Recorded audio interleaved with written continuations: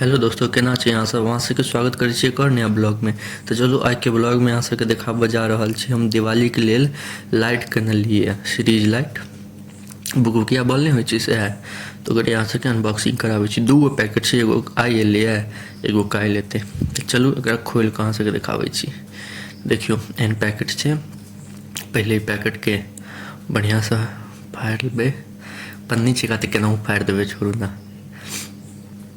तकरा बढ़िया से खोलि देखै छी पन्नी में की सब छै। एगो और मंगेने छियै तो दोसर अथी में छै, तो काल्हि एतै। दुनू अलग अलग कंपनी के छै। कि चलू सब चीज यहाँ के देखाबै छी। एक बिल छै, कहलिए अमेजोन से मंगेलिए।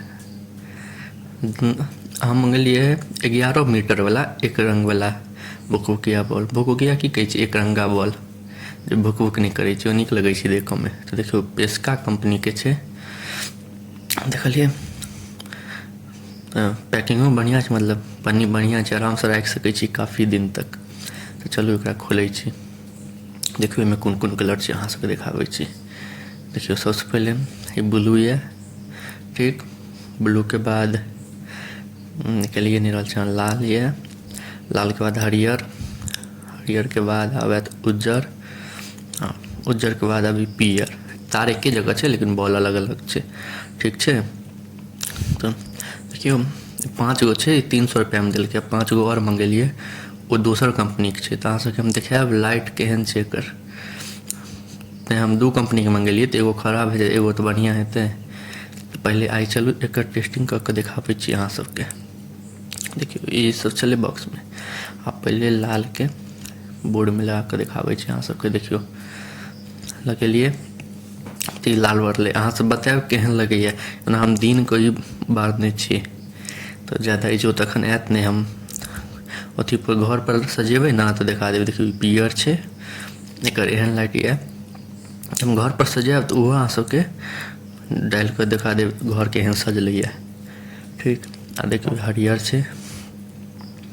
कलर सब तो ठीक लग रहा है, दिन के हिसाब से तो बढ़िया कलर छै।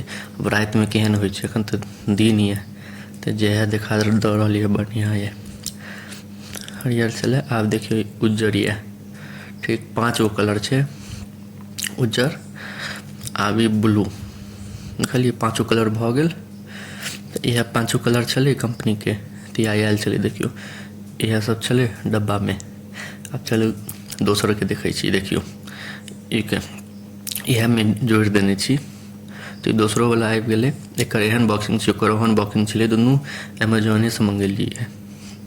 तो एकरो फाड़ि कऽ अहाँ सबके देखाबै छी आई के अंदर ई बॉक्स के अंदर की सब छै। तो अहाँ सबके बता दिया 11 मीटर के 10 गो मंगेलिए, और ये हमरा पड़ल 600 रुपया के।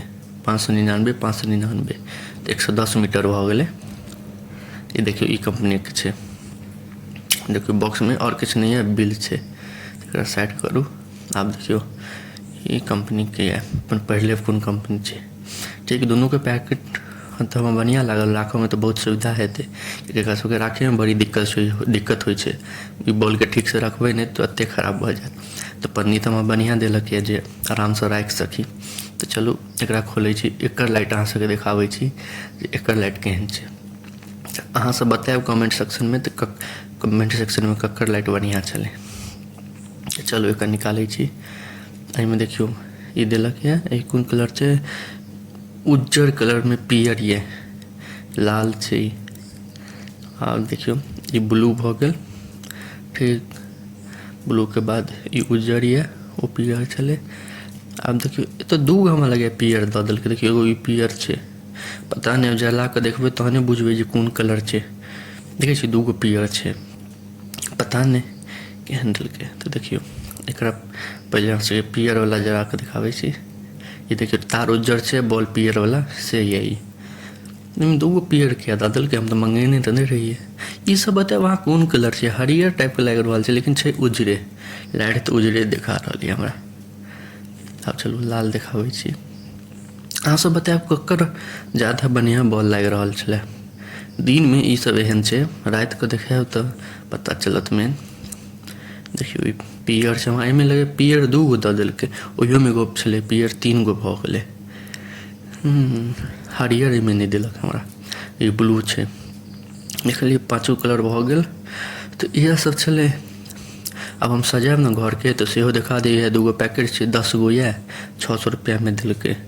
तऽ घर हम सजायब ने तऽ ओकरो वीडियो ब्लॉग बनाकर डालि देब। तऽ बतायब अहाँ सब केहन लागल बॉल, आओर कोन बढ़िआँ बॉल छै या दुनू बराबरे छै। अहाँ सबके एते देर तक देखऽके लिए धन्यवाद।